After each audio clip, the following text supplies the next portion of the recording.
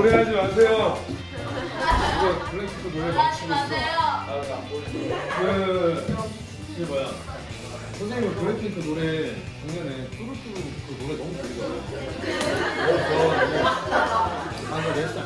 너무 신나더라고요. 그리고 그거 유튜브에서 7억뷰 찍은 거 봤지? 7억뷰. 지금 이것도 나오자마자 여권에서 1위 하고 있지만.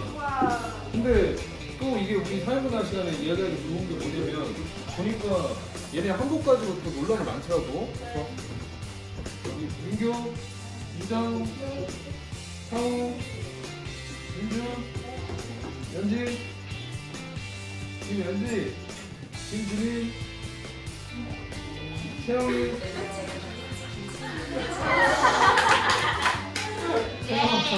세영이 얼굴 좀 보이게 해봐. 승민이, 얘들아 너희 교과서 가서 열심히 읽으면서 행노트 정리하고 있죠? 네. 교과서 선생님 읽어보니까 너무 잘 썼더라. 기상 교과서. 그거 안 읽고 복습할 때 그거 안 읽으면 별로 의미가 없을 것 같아. 이해가세요? 꼭 그거 읽으면서 복습하세요. 선생님 교과서를 혼자 집에 가가지고 읽다 보니까 너무 좋은 그 글이 하나 있어가지고 우리 집단 나눌 때 접촉 방식에 따라서 1차 자 잠깐 어디까지 나와? 나와요. 지금 다 나와요. 지금 나와요. 얼굴 나온다고? 네. 네. 지금은 안 나와요. 나와요. 여기야? 안 나와요. 제 얼굴 나와요.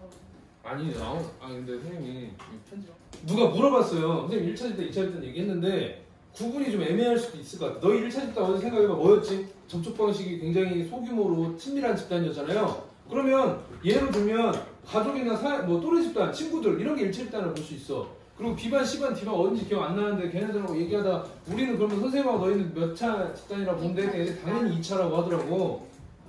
좀 서운하더라고. 그래서 반 친구들이랑 안 친하면 2차예요? 맞아요. 다 안 친할 수도 있잖아요. 다 안 친할 수도 있어서. 그러니까 이제 그거는 자기가 내리는 기준이야. 뭐 반 친구들은 무조건 1차여야 된다, 2차여야 된다 이런 게 없어. 그 논란을 선생님이 교과서에 써놨더라고. 군대는 너희 딱 생각할 때 1차 집단일 것 같아, 2차 집단일 것 같아? 당연히 2차겠죠. 목적, 수단 어떤 목적 때문에 만나가지고 부분적인 인간관계만 하면 돼. 맞죠? 근데 보니까 이 글을 봐보세요. 내가 소속되어 있는 분대에 있는 사람들, 나의 특별한 친구들, 우리 함께 도망다니고, 함께 자고, 함께 싸우고, 막 서로 알려주고, 편지 받으면 같이 읽고, 울고 막 그랬다. 이거 완전 1차 집단 성격 아니냐 이거지. 그러면 군대를 1차로 봐야 되냐, 2차로 봐야 되냐, 이거 가지고 이제 교과서에 얘기를 해놓은 거야. 헷갈리겠죠? 그래서 실제로 테니스형이 1차냐 2차냐로 나누진 않았지. 아니 테니스형이 아니구나. 쿨리형이 1차냐 2차냐 이것만 구분하고 그 형은 돌아가셨겠지만 현대 사회학에서는 이거를 1.5차 집단이라고 부릅니다. 1.5차 집단. 그러니까 2차 집단의 성격으로 만나서 만들어진 집단이지만 1차 집단의 성격을 공유하고 있는 A차라고 하기도 애매하고 1차라고 하기도 애매한 그런 집단이 1.5차 집단이라고 하는 거예요. 혹시 출제가 될 수도 있으니까 알아두시라고. 됐죠? 네. 요새는 3차 집단도 나왔어. 3차 집단 뭐게? 승아 뭐게? 힌트. SNS. 3차 집단. 이해하시죠? 이렇게. 오늘 조직 들어가겠습니다. 조직. 조직 하니까 약간 그런 느낌인가? 조직. 네. 누가 졸려 지금? 조직의 의미는 선생님이 우리 지난번에 집단 얘기하면서 살짝 얘기하긴 했는데요. 사회 집단 중에 여러분이 얘기해보세요. 사회 집단 되기 위한 요건 첫 번째 뭐였죠? 2명 이상 사람이 모여서 뭘 가져야 돼? 소속감을 가지면서 지속적으로 상호작용하는 것을 우리가 사회 집단이라고 불렀는데 그 안에서도 이런 걸 가지는 겁니다. 첫 번째, 목표 경계가 뚜렷한 집단입니다. 집단 중에서도 여기까지만 우리 집단, 여기서는 우리 집단이 아니고 얘까지만 우리 집단이다라는 그런 목표, 아니 경계가 뚜렷하고 목표, 우리 집단은 이걸 하기 위해서 만든 집단이다라는 목표가 확실하게 있는 집단, 그 집단을 집단 중에서도 조직이라고 부르고요. 두 번째는 아무래도 이제 조직이다 보니까 지위하고 역할이 명백하게 분화가 돼 있어서 회장, 부회장, 총무, 기획부장, 뭐 무슨 부장, 뭐 자기 역할이 정확히 다 전문적으로 정해져 있는 걸 조직이라고 합니다. 됐죠? 마지막 요건 하나는 규범이나 절차. 선생님 회칙 얘기한 거 기억나요? 회칙? 네. 우리 동기들 모임의 회칙. 회칙도 정확히 다 있어야 된다는 거. 이렇게까지 요건을 갖추고 있으면 우리가 조직이라고 부르는데 여러분들한테 혹시나 해서 얘기하지만 그 조직도요 앞에 가로치고 뭐가 생략되어 있는 거냐면 공식이라는 말이 생략이 돼 있는 거예요. 그러니까 정식 명칭을 네 글자로 하면 뭐라고 부르면 될 것 같아요? 공식 조직이라고 불러야 됩니다. 여러분들은 공식 조직이라고 생각하세요? 무슨 조직? 공식 조직. 다 같이 해봐요. 무슨 조직? 공식 조직. 그걸 너희들한테 시킨 이유가 뭐냐면 비공식 조직이 졸라 중요하기 때문에 그래요. 문제 너무 많이 나오기 때문에 공식 조직하고 뭔가 대조가 돼야 되겠죠? 그래서 비공식 조직이라는 개념을 알아야 되는데 선생님이 먼저 말로 설명하면 이거야. 첨단고등학교 안에 있는 선생님들은 첨단고등학교라는 것은 집단 조직 뭐 어떤 거에 해당될 것 같아요? 조직. 공식 조직이겠죠? 네. 선생님도 공식 조직이야. 당연히 있겠지. 공무원이라는 어떤 회칙이 다 정해져 있고 운영 규정이라든지 학교 안에서 교사들의 공무 관련된 전부 다 룰이 정해져 있는 조직이야. 공식 조직이야. 어마어마한 공식 조직이야. 맞죠? 근데 그 안에서 예를 들어서 선생님이 누구랑 친하게 지내는 것 같아? 여선생님. 장창원 쌤 또 민수 쌤. 그 공식 조직 내에서 사람들의 인간관계는 사실 친밀하거나 하기가 쉽지는 않을 것 같아. 공식 조직이니까 맞지? 네. 근데 이런 게 있어요. 공식 조직 안에서 우리가 첨단고 교원 단체 채팅방이 72명인가 있어요. 72명이 다 친하진 않겠지. 근데 그 안에서 너희가 말한 장창원 옆자리니까 이 선생님들하고 몇 명 이렇게 친한 선생님들이 있단 말이야. 그 무리를 비공식 조직이라고 일단 생각하면서 들어가면 될 것 같아. 이해가시죠? 그러니까 제일 정확한 정의는 뭐냐면 여기다가 포인트입니다. 어디 안에? 공식 조직 안에서 몇 명의 구성원들이 친밀한 인간관계를 바탕으로 해서 자연 발생적으로 만든 조직을 비공식 조직이라고 해요. 그러니까 비공식 조직의 정의가 완성이 되기 위해서는 첫 번째 어디 안에서 만들어져야 된다고? 공식 조직 안에 있는 조직원들 안에서 그 안에서 몇 명 마음 맞는 사람들끼리 친해지는 이거를 비공식 조직이라고 합니다. 조금 더 넓혀서 얘기를 하면 우리 공식 조직이라는 첨단고 교원 선생님들 중에 배드민턴 좋아하는 사람들이 모여가지고 우리 배드민턴 정기적으로 모여서 칠까요? 해서 배드민턴 동호회를 만들었어. 비공식 조직 느낌 나죠? 네. 이런 거예요. 선생님이 예를 들어서 골프 뭐 하는 거 좋아하는데 골프 치는 거 같이 하고 운동 연습 같이 하는 선생님들 이때 누구누구 모여서 같이 할까? 그래서 자주 정기적으로 모여. 그 사람들 비공식 조직이라고 부르는 거예요. 됐죠? 쌤. 네. 근데 공식 조직 밖에서 친밀한 인간관계를 구성하면 그건 뭐예요? 그건 비공식 조직이라고 부르지 않습니다. 그냥 아무것도 아니에요. 근데 그냥 뭐 그 집단만의 이름이 성격이 따로 있겠죠. 비공식 조직이라고 이름을 붙인 이유는 공식 조직이라는 그 삭막하고 뭔가 규율이 잡혀있는 그 안에서 발생한 그 집단을 따로 이름을 지어진 거기 때문에 비공식 조직이라는 이름을 붙인 거예요. 선생님 두 가지 예를 붙여놨는데 비공식 조직이라는 이 조직에 대해서 연구를 하게 된 이유가 호송공장 연구라는 게 있어요. 이 호송공장 예전에 한번 선생님이 우리 실험법 얘기할 때 한번 한 적이 있는데 기억나? 호송효과. 그 공장에서 뭔 연구를 했냐면 노동자들이 어떻게 해야 일을 빨리 할까? 사장 입장에서는 그럴 거 아니야, 그치? 내가 치킨 공장 사장이고 너희들 우리 닭 잡아가지고 너희 막 닭뼈 저기 뭐야 막 털 뽑아내고 막 닭 막 분리하고 이런 걸 하는 한림 닭공장 뭐 직원들인데 내 목표는 뭐야? 너희들이 임금을 똑같이 주는데 그래 10마리 작업하는 사람보다 30마리 작업하는 사람이 필요한 거잖아. 그러니까 얘네들은 어떻게든 생산성을 높여야 되니까 이걸 연구를 한 거지. 임금을 높여봤다가 복지 수준 뭐 예를 들어서 복지를 높여봤다가 심지어 뭐 우리 공장의 조명 밝기를 조절해봤다가 별걸 다 해봤어요. 그랬는데 세상에 생산성이 가장 많이 올라간 조명 너희 조명이 그렇게 중요한 것 같아? 뭐였을까? 뭐가 생산성을 제일 임금? 그래서 우리는 임금 많이 주면 할 것 같지. 근데 그거보다 더 대단한 게 있어. 복지. 휴식 서로 친밀감? 휴식 시간. 우리 지금 비공식 조직 얘기하니까 힌트가 이거지. 세상에 선생님 옛날에 대학교 때 알바하지 공장 가가지고 하루에 4만 원씩 준대. 8시간 동안 귀마개를 써요. 왜냐면 안에서 대화가 안 돼. 귀마개를 딱 끼고 작업 그 공장 잠바 있지? 이걸 입고 들어가. 그러면 뭐 해. 공장에 해. 그러면 컨베이어 벨트 앞에 쭉 사람들이 서요. 그럼 나는 옆에서 자동차 베어링 공장이었는데 베어링이 컨베이어 벨트 타고 와. 그럼 나는 그걸 딱 주워가지고 정전기를 일단 없애. 정전기 없애는 기계 잠깐 넣었다가 돌려가지고 규격을 맞춰가지고 어디에서 어디 사이면 통과거든. 그 사이 통과가 되면 다시 올려. 그럼 얘는 다음 사람한테 가. 그 규격이 안 맞으면 떨어뜨려. 불량품 빼는 거야. 너무 단순하죠. 이걸 8시간 동안 해. 진짜 재미없겠다. 문제가 뭐냐? 비공식적 선생님이 얘기를 한 이유는 뭐냐면 가장 사람들의 생산성을 많이 올렸던 이유가 뭐냐? 아니, 그 원인이 뭐였냐? 사람들하고의 친밀한 인간관계를 만들어주냐 안 만들어주냐가 제일 컸대. 이렇게 한 명씩 독립적으로 일시키는 게 아니라 팀을 만들어가지고 서로 이야기 나누면서 일시켰더니 야 니네 이야기하고 놀 거야 빨리 안 해. 이렇게 할 필요가 없이 사람들이 서로 친밀하게 일했더니 더 많이 만들더래. 신기하지? 네. 그래서 비공식조직 연구를 시작한 거예요. 독일군이 2차 대전할 때 이겼던 전투, 졌던 전투를 싹 비교해봤거든? 이겼던 전투 승률이 많았던 그 부대의 특징을 찾아봤어. 무기가 최신식이다? 얘네 부대 군인들한테 뭐 월급을 많이 준다? 이런 게 아니야. 그 부대원들끼리 제일 친한 부대들이 무조건 이기더래.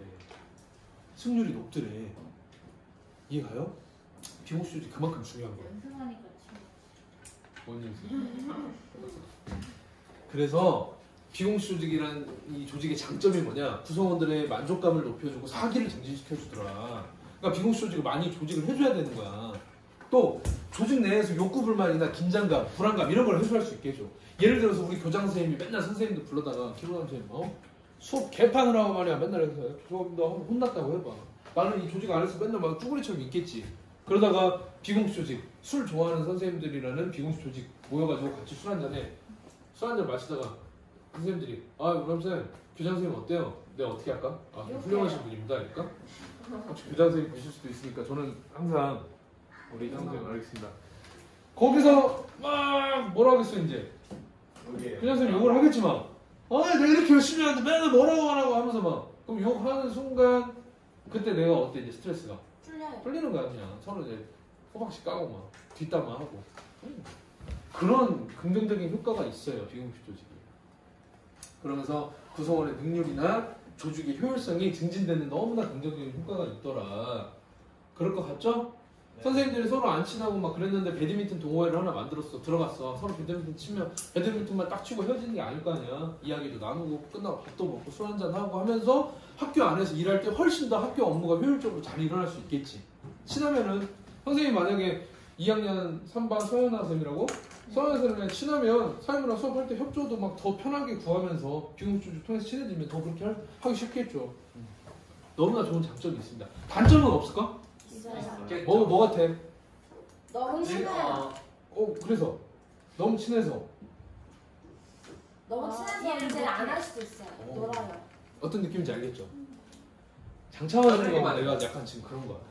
너무 친해지다 보니까 좀 매너 관계가 제일 사실 좋거든. 그냥 이것 좀 이렇게 해주세요. 네, 이거 해주세요. 해야 되는데 자 이거 좀 해라. 형 뭐 나만 시켜. 이런 거 있잖아. 이런 느낌. 그러니까 오히려 미국식 조직 그런 걸 수도 있어. 그리고 예를 들어서 선생님이 전북대학교 나왔는데 우리 학교 출신 여기는 전남대학교 사범대 선생님 출신 선생님들이 많잖아. 다 선후배더라고. 너무 부러워 보면. 대학교를 같이 다니다가 여기 온 거 아니야. 대학교 때 막 추억 얘기도 있고. 근데 그 사람들이 예를 들어서 전남대 동문회 해가지고 막 해가지고 다녀. 내가 저도 아마 너 우리 학교 안 나왔잖아 해서 꺼져.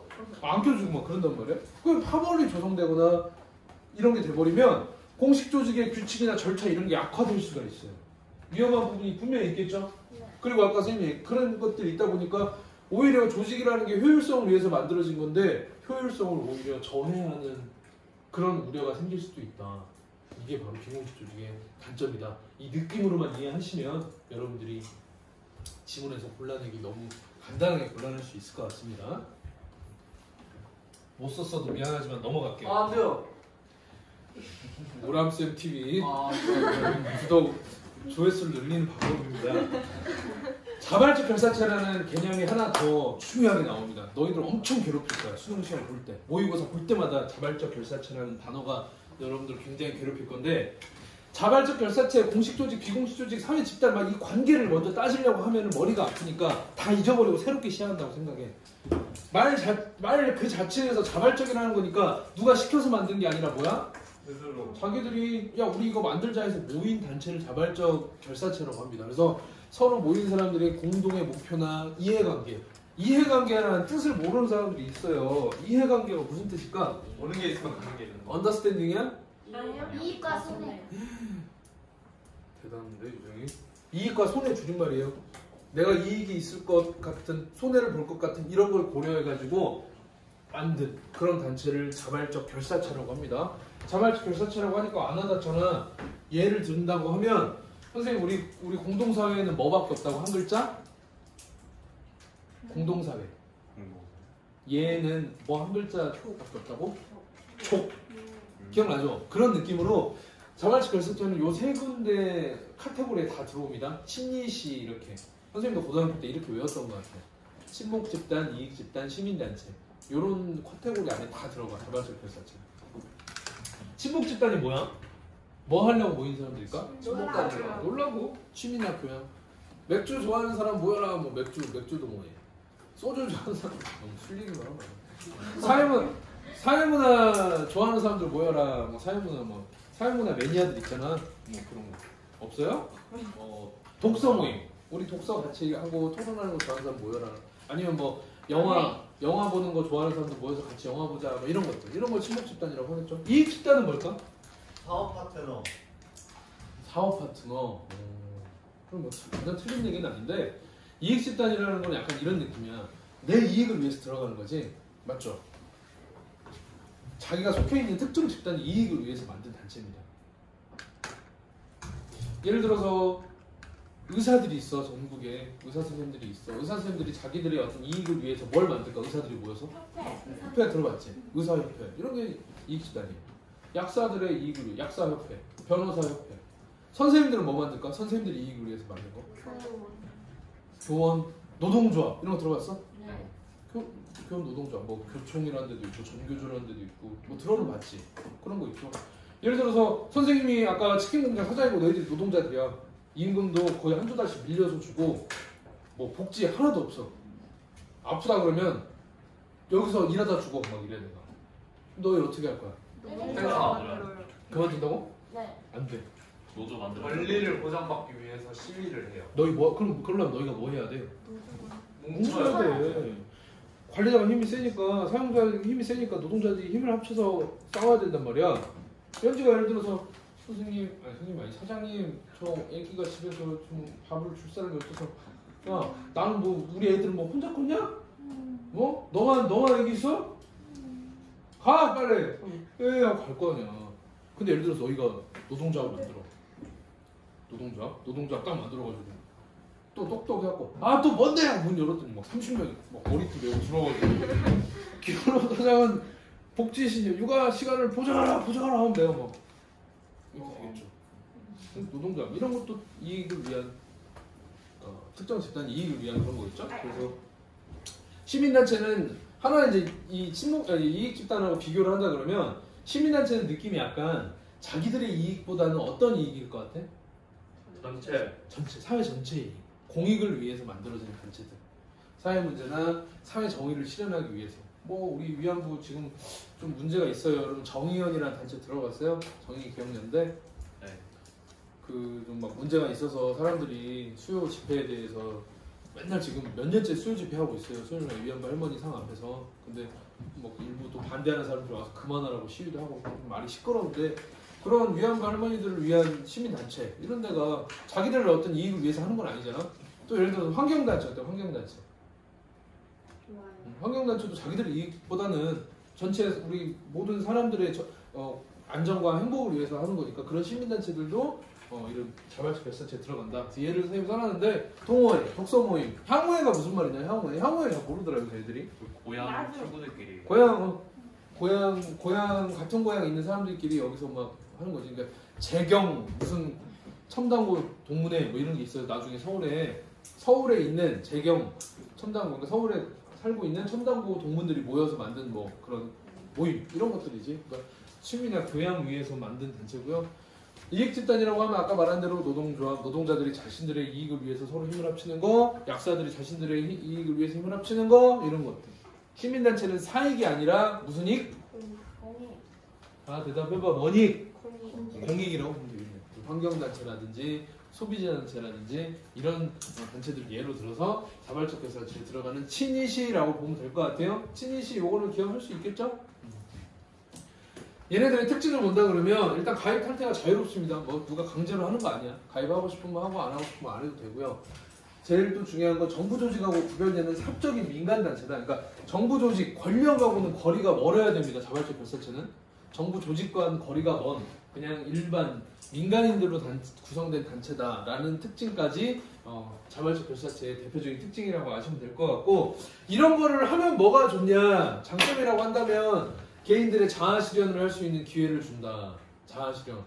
얘들아 근데 선생님 갑자기 든 생각인데 너 이거 좀 쓰기 좀 힘들지 않냐? 그냥 맞아요. 듣고 집에 가서 복습하면서 유튜브 켜놓고 강의 다시 안 들어도 되잖아. 화면 딱 켜놓고 그냥 그때 쓰면 안 돼? 네, 왜냐면 너희가 집중이 안 될 것 같아. 맞아요. 어때? 그 방법이 좋을 것 같은데. 나도 막 니네 막 쓰고 있으니까 대답도 잘 못하고 막 하니까 이게 뭔가 상호작용이 안 되는 것 같고. 아니 뭐 그래도 쓰고 싶은 사람 써도 됩니다. 자, 가입 탈퇴가 근데 뭐야 지금 자아 실현을 할 수 있는 거 환경단체나 이런 데 들어가가지고 할 수 있고 너희 그 스웨덴의 그 친구 이름 뭐냐? 17살짜리. 그레타 툰베리. 와. 아니 그냥 제가 만나는 그럼 나와. 나오라고. 시청자들한테 인사 한번. 진짜 나가요? 그냥 한 마디. 이거 툰베리 이름을 알고 있는데 나도 모르고 있었는데 그 친구 엄청 유명해졌잖아. 환경단체. 트럼프하고 싸웠잖아. 그냥 17살 소년데 트럼프 막 욕해가지고 둘이 막 설전을 벌였어요. 자아 실현을 할 수 있는 기회를 제공하는 그런 곳이고 시민사회가 활성화되고 다원화되고 뭔가 더 민주주의 발전하는 데 도움이 됩니다. 왜냐면 시민단체 중에 또 그런 거 있어요. 너희도 이번에 봤겠지만 나쁜 국회의원 뽑지 말자 이런 시민단체도 생겨. 그래갖고 막 김우랑 후보가 나왔는데 막 뉴스에서 막 인상 좋게 해가지고 막 좋은 옷 입고 막 멋지게 나와서 국민 여러분을 위해서 막 했는데 이 사람에 대한 전력을 다 보니까 막 범죄에다 막 성폭행에다 막 절도에다 막 이런 게 있어. 그러면 시민단체들이 자기들이 나서가지고 그 사람을 뽑지 말자 운동도 하고 그런 거 들어본 적 있죠? 참여연대라든지 뭐 훌륭한 시민단체들 많습니다. 그런 일을 하면서 시민사회가 굉장히 활성화되고 다원화되는 장점이 있는데 그럼에도 불구하고 이 자발적 결사체가 가지는 단점도 시험 문제 많이 나옵니다. 뭐가 문제냐? 일단 대부분 보면 이런 데는 시민들이 적극적으로 참여를 안 하는 경우가 많아요. 이름만 올려놓고 안 해. 그러다 보니까 과두제라고 되어 있는데 과두제가 무슨 말이냐면 결국은 대가리들이 다 한다는 얘기야. 이런 거 들어봤어? 정의연 이 문제도 사실 마찬가지야. 아직 수사 단계지만 그 이용수 할머니가 뉴스에 나와가지고 갑자기 얘기했어. 이 정의한 단체가 기부받고 막 사람들이 위안부 할머니 위해서 시위하고 한 단체에다 기부 얼마나 많이 했겠어. 근데 그거 우리 받은 적 없다. 이 단체 저 여자가 다 했다. 다 가져간 것 같다. 막 이러면서 막 의혹 제기를 했거든. 그러니까 엄청 비판을 받았지. 근데 하필이면 그 여자가 이번에 국회의원 됐거든. 또 비례대표로. 그냥 이용수 할머니가 화가 나서 한 거야. 근데 선생님도 아주 조심스러운 게 이 국회의원 되신 이분은 전혀 사실과 무관하다. 내가 그걸 왜 했냐. 근데 막 할머니들 위해서 기부했고 했던 거를 개인 통장에 받은 그런 내용은 나왔더라고 지금. 그러니까 좀 안타깝지 사실. 그런 오해를 안 불러일으키게 활동을 했으면 너무 좋았을 텐데. 그러니까 어쨌든 그것도 위안부 할머니 위해서 우리가 그렇다고 수요 집회를 맨날 나갈 수도 없는 거잖아. 나도 직장이 있고 너희들도 공부해야 되는데. 그러다 보니까 그 시민단체 상임위원으로 일하는 사람들을 과두제 몇 명만 하다 보면 비리가 생길 수도 있고 그게 시민단체가 가진 사람들이 적극적으로 참여하지 못하면서 가지는 문제예요. 두 번째는 폐쇄성, 배타성. 뭔가 자기들끼리 예를 들어서 내가 난 약사분들 고생하시는데 약사협회 들어가야겠다. 나 들어갈 수 있을까 없을까?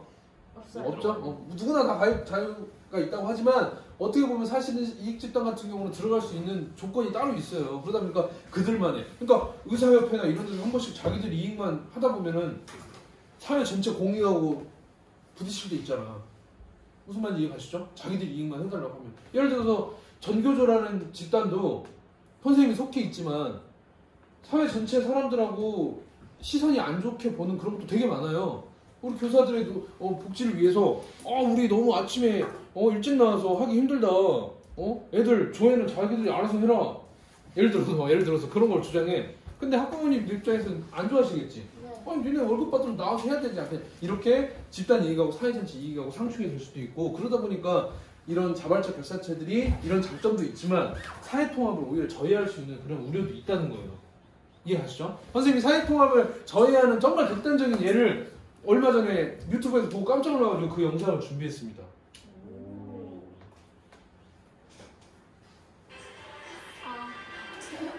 여기가 KFC인가 맥도날드인가 되는데 환경단체에서 온 거예요.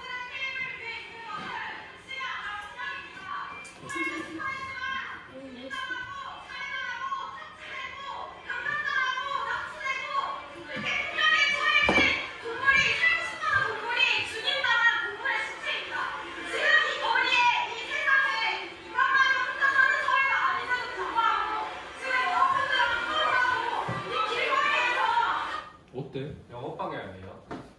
별로예요. 자유를 지켜줘야죠. 개인이 안 먹으면 되지. 아, 이 너무 뒤에 빽빽해요. 보면 몸싸움도 일어나요. 참다 어떤 아저씨가 햄버거 먹다가 시끄럽다고 막 현수 막 뺏고 하니까 몸싸움도 벌어져. 충분히 그럴 만한 상황이지. 근데 이분들도 나름대로 나는 이분들의 신념을 무시하고 싶진 않아. 얼마나 그 동물 실제로 그러잖아요. 동물들 학대해가지고 좀 조금이라도 더 자본주의 시장에서 조금이라도 돈을 더 벌기 위해서는 동물들 학대할 수밖에 없지 뭐. 인간의 욕심이 뭐 끝이 없는데 그런 거를 못 견디겠다는 이 생각은 존중할 수 있어요. 근데 여러분이 많이 느끼다시피 지금 음식 시켜놓고 앉아서 있는 사람들 뭔지 단순히 살인자 뭐 완전 나쁜 사람이 돼버린 거잖아. 그래서 막 이런 시위가 그렇다고 이런 시위를 못하게 하는 것도 사실은 표현의 자유를 억압하는 것 같기도 하고, 그렇다고 이 사람들의 헌법적 권리도 있지만 여기 와서 먹는 사람들의 또 권리도 있잖아. 굉장히 좀 문제가. 그래서 여기 알바생이 막 댓글 달고 그랬잖아요.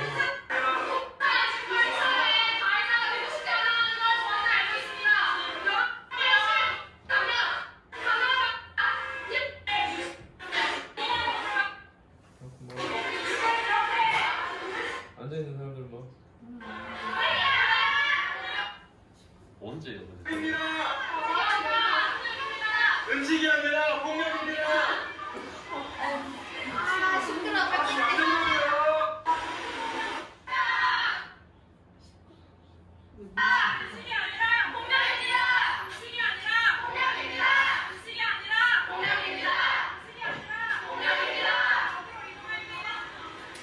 우리가 이런 것도 좀 토론하고 하는 시간이 있으면 정말 좋을 건데 학교에서 수업하는 게 이런 걸 하고 있는 건데 아쉽긴 하다. 다들 좀 생각이 있겠죠? 네. 물론 나는 이 지금 시위가 너무 시원하다, 사이다 발언을 한다라고 생각하는 사람도 있어야 된다고 생각해. 그런 생각도 할 수 있지. 갑자기 선생님이 작년에 중학교 3학년 애들 데리고 그 서울에 답사를 한번 간 적이 있어. 우리 동아리 쓸 돈이 좀 있어가지고 KTX 다 끊어주고 데리고 가가지고 당일치기로 갔는데 저녁에 이제 저녁 먹고 KTX 타기 전에 시간이 좀 남아서 그 광화문 쭉 지나다가 시청 근처에 가니까 거기는 시위의 어떤 천국이잖아요. 집회 시위가 너무나도 자연스럽게 애들아 이거 교과서만 보던 거 진짜 우리 볼 수 있는 기회다. 가자. 애들 데리고 가서 애들 막 좋아하더라고. 근데 저 청계천 밑에서 막 시위가 있어. 저기밖에 없다. 애들아 가자. 갔었는데 애들 막 뛰어갔어. 난 좀 느끼는 거 뭔지 모르고 갔을 거 아니야. 근데 약간 이런 느낌의 여자분들이 다 모여서 하고 있더라고. 뭐 페미니즘이라는 말이 지금 너무나 남녀 성대결로 가기 때문에 선생님들 말 꺼내기도 무서워. 사실은 페미니즘은 원래 되게 좋은 단어거든. 근데 남자들은 되게 싫어하잖아 지금. 페미니스트라고 그러면 변질냈죠. 너무 변질됐지. 근데 거기서 그냥 약간 느낌이 왔어. 이거 약간 그분들이 하는 시위 같은데 근데 뭐 도움이 되겠다고 갔는데 세상에 반대 시위인데 뭔 반대 시위냐면 리얼돌이라고 알아 너희? 뭔지 알아? 아니 뭐 이게 성인용품이야. 성인용품. 여성의 얼굴이나 막 이렇게 몸을 그냥 그대로 뭐 실리콘 같은 걸로 만들어가지고 맞아. 외국에서는 뭐 여자를 합법적으로 못 당기는 분들에게 혹시 뭐 그런 건데 이제 이게 한국에 수입이 되는 거에 대해서 이분들이 반대를 하는 거지. 그래서 애들 리얼돌이 뭐예요? 내가 잘 너희 정도만 돼도 고등학교 2학년 정도만 돼도 몇 살이죠? 애들은 애들? 중학교 3학년 너무 땀이 나고 막 가장 그래가지고 그러니까. 너희는 뭐 아냐? 아니요? 다 큰 줄 알고 그것들이. 근데 선생님은 그것도 사실 그것도 좀 너무 우리나라에 너무 그런 게 억압적이지 않아? 그게 뭔 그럴 문제야? 수도 있죠. 여자가 없으면은. 근데 이제 뭐는 좀 그러냐면 그게 문제래. 사람 따라서. 유명 어떤 연예인하고 성관계를 하는 걸 너무 막 그 사람의 그 로망이야. 그러면 주문 제작을 한다는 거야. 그 사람 얼굴을 해가지고. 그러면 약간 인권침해 느낌이 있겠지. 이런 토론도 좀 괜찮을 것 같은데 아쉽습니다. 오늘 우리 25분에 끝나죠? 25분. 자, 그래서 우리 공식 조직 내용 중에 제일 대표적인 공식 조직 이름을 하나 오늘 공부하려고 해요. 베버가 만든 말인데요. 관료제라는 말입니다. 관료제 이름 들어봤어요? 네. 조직이 어떻게 하면 가장 효율적으로 돌아갈 수 있을까? 웬만한 조직은 인원이 엄청 많아요. 첨단고만 해도 지금 70몇 명이야. 너희들까지 합치면 지금 1100 몇 명이 될 거야. 그죠? 이 조직을 어떻게 하면 효율적으로 움직일 수 있을까? 해서 사람들이 발전시키는 방법이 하나 있었는데 베버라는 사회학자가 쭉 보니까 걔는 다 똑같은 어떤 특징들이 있더라. 그래서 그 특징을 가진 거를 관료제라는 이름으로 붙여야겠다 해서 베버가 만든 용어예요. 베버가 이걸 어떻게 정의했냐면 대규모 조직을 효율적으로 관리할 수 있는 조직 운영 방식, 최고의 조직 운영 방식이다. 아직 21세기 현재까지도 관료제가 아닌 공식 조직은 거의 없어요. 선생님 봤을 때. 전부 다 관료제. 관료제가 어떤 느낌이냐면 선생님이 관료제의 가장 대표적인 데가 어딜까 보니까 청와대 조직부예요. 본 적 있어 이런 거? 이런 것도 안 봤어 중학교 때? 니네 정부, 국회, 법원 공부했잖아. 네. 근데 정부 홈페이지도 안 가보고 어떻게 공부를 해? 네, 청원단 했어요. 그게 말이 돼? 이렇게 하면서 선생님의 어떤 훌륭함을 다시 한번 근데 내가 이 말도 조심해야 되는 게 이렇게 막 했더니 니네 중학교 때 선생님 누구야? 그때 황석희 선생님이라고 그래. 내 옆에 계시거든. 작년에 신창빈에서 내가 가르치고 같이 올라오신 거야. 이러면 따르고 사회에서 중학교 선생님 뭐야? 누구야? 그때 황석희 선생님이야? 뭐지? 왜 그러셨을까? 1학년, 3학년 정치화법 수업 지금 하고 계십니다. 보시면 우리 대통령 밑에 경호 위원회 몇 개, 그 다음에 이제 국무총리 산하, 국무조정실 비서실, 그 다음에 위원회 쭉 있고 그 밑에서야 이제 17개 부. 그 밑에 선생님 공무원인 거 알아? 네. 나 공무원이야. 우와. 행정부 공무원이야. 입법부, 사법부, 행정부 등의 행정부 공무원이야. 선생님 어디 소속이냐면 대통령 국무총리 쭉 지나가지고 어디까 이 중에? 교육부 안에 광주광역시 교육청 안에 완전 피레미지 피레미. 그죠? 검사들 공무원 맞아? 네. 검사들은 어디 소속일까? 법무. 법무부 보여? 법무부 밑에 검찰청이 있네. 그럼 검찰청 밑에 하나 뭐 광주지방검찰청 어디 검사 이렇게 되죠. 경찰들도 공무원 맞아요? 네. 경찰들도 행정부 공무원이야. 경찰은 어디 있을까? 행정안전. 누가 이렇게 똑똑해. 행정안전부 쭉 보니까 경찰청 있네. 소방청도 여기 있네. 경찰 공무원, 소방 공무원도 전부 다 행정안전부 소속의 행정부 공무원이죠.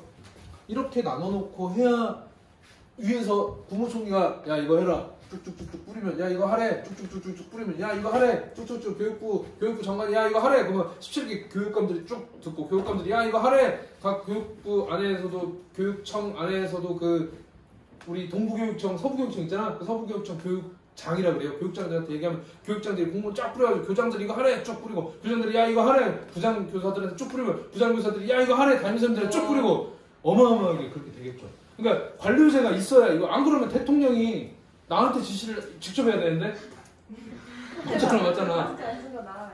어? 마스크 안 쓴 거 나와요. 됐어. 몇 명이나 본다고. 그리고 여러분들 오해하시는데 학생들하고 거리가 굉장히 멉니다. 사회적 거리두기 몇 미터죠? 2m. 1미터 아니야? 2m예요. 2미터요? 지금 3m 되는 거 같나요? 1미터. 그렇기 때문에 걱정 없다는 거 다시 한번 말씀드리겠습니다. 그러니까 대통령이 교사들한테 뭐 할 말이 있는데 전국의 교사가 몇만인데 대통령이 어떻게 다 하겠어. 관료제가 어떤 느낌인지 아시겠죠? 우리 학교도 그래. 우리 학교 안에서도 교장 선생님이 딱 있으면 교장 선생님 밑에 교감 선생님이 관리하면서 그 밑에 너희 부장 교사들이 뭔지 알아? 부장 선생님들이 있어요. 선생님의 부장 소속은 어딜까? 1학년 부. 1학년 부 부장님이 있잖아. 그 안에서 또 전달받고. 이렇게 관료제라는 게 왜 있냐면 대규모 조직을 효율적으로 할 수 있는 가장 최고의 방법이기 때문에 그래요. 그래서 우리가 관료제의 성격까지만 오늘 빨리 보고 끝내겠습니다. 이 네 가지만 알아두시면 되는데 오늘 이건 못 쓸 것 같아요, 여러분. 여러분 이건 꼭 유튜브 우람쌤 TV 보고 쓰십시오. 우람쌤 TV입니다. 보컬 트레이너 우람쌤 이겨봅시다. 이 네 가지가 관료제의 가장 대표적인 특징입니다. 위계의 서열화. 느낌 가져봐. 어떤 느낌인 것 같아? 위계가 서열화되어 있다. 부장선생님하고 나하고 같은 급? 아니요. 다른 급. 네, 뭐 아니냐? 근데 굳이 얘기하면 학교 조직은 그나마 민주적이고 평등해. 부장선생님도 나한테 존댓말해. 내 친구들 처음에 같이 30대 초반에 막 회사 들어가고 뭐 들어가고 하는 애들 있잖아. 자기 위에 야 이 새끼야 너 일 이렇게밖에 못해 이 새끼야? 죽을래? 죄송. 이 분위기가 진짜 이래. 근데 공무원 조직은 그래도 너무나 민주적인 거지. 부장선생님 나한테 방금 우라마 이렇게 절대 안 해요. 진짜 안 해. 너희가 알고 있는 나이 제일 많은 사람이 누구야? 연자쌤. 그분하고는 대화 안 해봤는데 저한테 절대 말 놓지 않아요. 그리고 여기 좀 약간 평등한 느낌이지. 그럼에도 불구하고 위기에 서열화되어 있죠. 교장선생님, 교감선생님, 부장교사, 일반교사 이렇게. 과업이 전문화되어 있다. 이건 무슨 말인지 알지? 네. 내가 너희 지구가 가르치면 어떻게 되겠냐? 뭐라고 하는 다 이렇게 대답을 크게 어떻게 된다고? 망해요. 망해. 난 내 전문 분야가 있는 거야. 다 자기 전문 분야가 있어. 그 전문화가 되어 있는 게 관료제 특징입니다. 규약과 절차, 법에 의해서만 무조건 해야 돼요. 뭐라도 재량을 발휘할 수는 없어. 사실 재량 발휘하지 못하는 게 있다 단점은 되지만 재량을 발휘하다 보면 이 관료제 이 조직이 무너집니다. 다 자기 그 규약에 맞게 해야 되고. 연공서열주의 어떤 느낌입니까? 서열. 연공. 나이. 학벌? 야 학벌은 너무 심하다. 공을 세우면은 서열이 올라가요. 아 이거 지금 너무 중요한 답변인데 잘 비교를 해야 되는 게 연공서열은 근무한 연수 나이에 비례해서 그 안에서 받는 대접이나 뭐 연봉이나 이런 게 달라진다는 얘기예요. 너희가 연자쌤? 엄청 어리셔? 네, 여기 엄청 오래됐어요. 그러면 그분하고 나하고 예를 들어서 내가 더 수업을 잘하고 내가 더 일을 많이 한다고 해보자. 더 훌륭해. 예를 들어서. 그러면 너희가 생각할 때 우리 교장선생님이 사장님은 아니고 월급을 주시는 분은 아니지만 누구한테 월급을 많이 줘야 돼? 네, 맞네요. 그게 맞잖아 사실은. 너희가 사장님 그렇게 해야 될 거 아니야. 근데 연공서열주의라는 이 원칙은 근무 오래 한 사람일수록 월급 계속 올라가는 거야. 비교도 안 돼. 반도 안 될 걸 내가 받는 거. 그 정도예요? 김현재 당연하지. 호봉 들어봤죠? 네. 이 공무원 사회에서는 공무원 사회를 비롯한 모든 관료제 사회에서는 호봉으로 월급이 연봉이 다 결정이 되는데 얼마나 오래 있느냐 가장 중요한 그거예요. 능력을 얼마나 발휘하냐보다는 그게 먼저야. 그럼 너희 이미 관료제의 단점이 뭐가 조금씩 눈에 들어오기 시작하지. 근데 그럼에도 불구하고 장점이 너무 많으니까. 그러니까 선생님 여기다가 장점 단점을 이렇게 써놨어요. 위계가 서열화되어 있으면 좋은 점이 상명하달. 위에서 명령하고 아래에 전달된다는 뜻이에요. 이해갑니까? 네. 위에서 전달하면 위에서 명령하면 아래로 판. 아까 얘기했지? 대통령이 얘기하면 국무총리 얘기하고 장관들 얘기하고 교육청 얘기하면 교육청 교육장들 얘기하고 교장들 얘기하고 교장들이 각각 교사들한테 싹 얘기해. 엄청 빠르지 그러니까. 하향식 의사소통이니까 엄청 신속해. 이해 가시죠? 단점은 뭘까? 민주적이지 않아. 근데 나도 의견이 있는데요. 내 의견을 누가 들어 다시 올라가 위로? 없어요 그런 거. 이해 가시죠? 아래로만. 그렇기 때문에 민주적이지 않고 그럼 내가 생각할 때 이렇게 하면 애들한테 훨씬 좋을 것 같은데 너무 창의적인 생각이 났어. 말할 때 있어 없어? 없어요. 창의성이 억압이 될 수밖에 없는 구조. 이게 위계의 서열화가 가진 장점이자 단점입니다. 이런 식으로 정리하는 거예요. 이해가시죠? 두 번째, 과업이 전문화되어 있어. 효율성 엄청 높죠. 내가 수학 공부해가지고 너희 수투로 가르친다고 해봐라. 얼마나 오래 걸리고 너희들도 답답하고 하겠냐. 근데 자기 전문 분야가 정해졌기 때문에 굉장히 효율성이 있고 책임 소재가 분명해. 사회문화 아까 문병준 그 2학년 부장 선생님이 성적 보내주시더만 모의고사 보라고 점수 나왔다고. 사회문화 막 1, 2 다른 거 그냥 이렇게 1, 2, 3, 4, 5, 6, 7, 8, 9 있으면 이렇게 그냥 가운데가 가장 많다 이렇게 나왔는데 사회문화 1, 2, 3, 4, 5, 6, 7, 8, 9 이렇게 돼 있는데 책임 소재 분명하지. 누구 탓할 거야 그거 보면. 너네 탓하지. 고맙다 얘들아 책임 소재 만들어줘서. 선생님 전혀 부끄럽지 않아. 우리 아직 실력 아직 숨기고 있는 거잖아. 일부러 아직 안 배우는데 어떻게 해. 책임 소재도 분명한 거야 관료제에서. 맞죠? 그 외의 단점은 뭐냐면 아까 이거랑 비슷합니다. 자율성, 창의성도 할 수가 없고 인간 소외 현상이 나타날 수 있다. 무조건 과업이 우선이야. 그 일한 맡은 사람이 중요한 게 아니고 과업이 우선이야. 너희들이 나를 사무쌤 하는 게 인간 소외야. 나는 기무람인데 야 그 일하는 시간 담임 누구? 아 있잖아 사회문화. 아 사회문화 그게 내 이름이잖아. 이게 인간 소외지. 이해하시죠? 과업이 전문화되니까. 세 번째 규약과 절차. 객관성, 지속성, 예측 가능성. 모든 게 다 룰에 의해서만 정확히 딱 이루어지기 때문에 객관성, 지속성, 예측 가능성. 너희가 시간표 보고 하기 때문에 다음 시간에 뭐 할지도 다 알고 있고요. 객관적이고 지속적이고 뭐든지 안정적으로 굴러갈 수 있다는 장점이 있는 반면에 목적점치 많이 들어봤어요? 처음 들어봐? 이거는 중요하니까 좀만 설명할게요. 관료제를 운영하는 이유가 뭐야? 가장 첫 번째 이유. 효율성. 다 같이 무슨 성? 잘 봐. 선생님 얘 들어줄게. 내가 수업하다 갑자기 쓰러졌어. 내가. 그러니까 너희들이 가만히 안 있겠지? 아니 다 가려나 자기 교실로? 우리 선생님 쓰러졌다 하고 막 119 불러갖고 나를 싣고 막 애들 울면서 막 다 따라오겠죠. 난리 나겠죠. 병원에 갔어요. 승은이가 가가지고 야 니네 일단 선생님 데리고 있어. 저 빨리 접수해주세요. 막 급해 죽겠는데 병원에서 어떻게 해? 다 작성하세요. 그렇지. 진정하시고 여기 전화번호 처음 오셨어요? 지금 빨리 치료 언제 해주세요? 가만히 계시고요. 왜냐면 맨날 보니까 이거 써주세요. 써니가 썼어. 됐죠? 빨리 치료해주세요. 그 다음에 처음 오신 거네요. 여기 주소 여기 작성해주세요. 지금 선생님 죽는다고요. 조용히 하시고 다른 손님들 계시니까요. 했어. 그거 막 해. 하다가 됐죠? 됐어요. 치료 받으시죠. 그때 이미 난 숨졌어. 병원에서 그걸 시킨 이유가 뭘까? 효율적으로 하려니까 룰을 만들어 놓은 거야. 그 사람은 관료제의 어떤 이론이기 때문에 정해진 룰에 따라서 해야 한 거야. 잘못한 게 아니야, 그 사람도. 근데 결국은 그 룰을 지키려고 하다가 병원의 원래 목적이 뭐냐? 사람 살리는 건데 진짜 목적은 사람을 살리는 건데 규약, 규칙 지키다가 진짜 목적을 달성 못 해버렸죠? 네. 이걸 네 글자로 목적 전치라고 하는 거예요. 그러니까 수단이 더 중요해지는 거지 목적보다. 사람 살리려는 걸 빨리 효율적으로 하려고 룰을 만들어놨는데 지랄하고 이 룰을 지키려다가 사람이 죽어버리는 거야. 이걸 네 글자로 뭐라고 한다고요? 야 우리 그냥 하면 안 되냐 이거 어떡하냐. 빨리 할게 빨리 진짜 미안하다. 그리고 규약과 절차가 정해져 있기 때문에 변화에 대한 대응력이 없어. 빨리 뭔가를 해야 되는데 이번에 봐봐 택시기사가 구급차 와갖고 사람 죽은 거 알지? 네. 만약에 일단 빨리 가시고 사무처 나중에 하시죠 그랬는데 보험사에서 그냥 보내셨어요? 아이고 그렇게 되면 안 됩니다. 룰에 따라서 그때 사진도 찍고 저희가 올 때까지 기다리셨어야죠. 이럴 거 아니야. 그러니까 안 돼. 이거 기다려. 응급 환자가 있어요. 기다려. 이거 룰을 따라서 해야 돼. 그러다 사람 죽었잖아 진짜로. 그 택시기사 처벌하자고 난리 났잖아. 변화에 대한 대응력이 없어. 마지막 연공서열주의. 조직이 굉장히 안정되겠죠? 나는 좀 있으면 월급이 올라가겠지? 내가 김현자 쌤까지 가면 난 월급을 막 1,000만 원씩 받겠지? 부자가 되겠지? 하면서 안정적으로 있을 수 있는 사업하시는 분들은 그게 아니잖아. 그의 단점은 뭐냐면 무사안일주의. 김현자 쌤 나 모르니까 말하면 안 되지만 선생님이 만약 그 나이가 됐어. 지금같이 하겠냐? 아니요. 솔직하게. 아니요. 할까 안 할까? 아니요. 뭐하러 하냐? 월급 엄청 많이 나오는데? 앉아갖고 야 다 썼냐? 하면서 이렇게 좀 이따가 나가도 젊은 선생님 와가지고 해도 걔는 나보다 조금 받고 나는 월급 엄청 받는데 뭐하러 내가 여기 와가지고 해. 이해가지? 그게 무사안일주의입니다.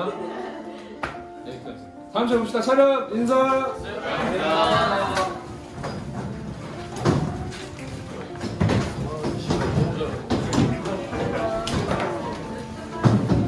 안녕히 계세요. 하는 거고 2학년 때 했으니까. 하나, 둘, 셋, 넷. 그러니까 지금 아직 못 찍고 있어. 개선은 안 될까?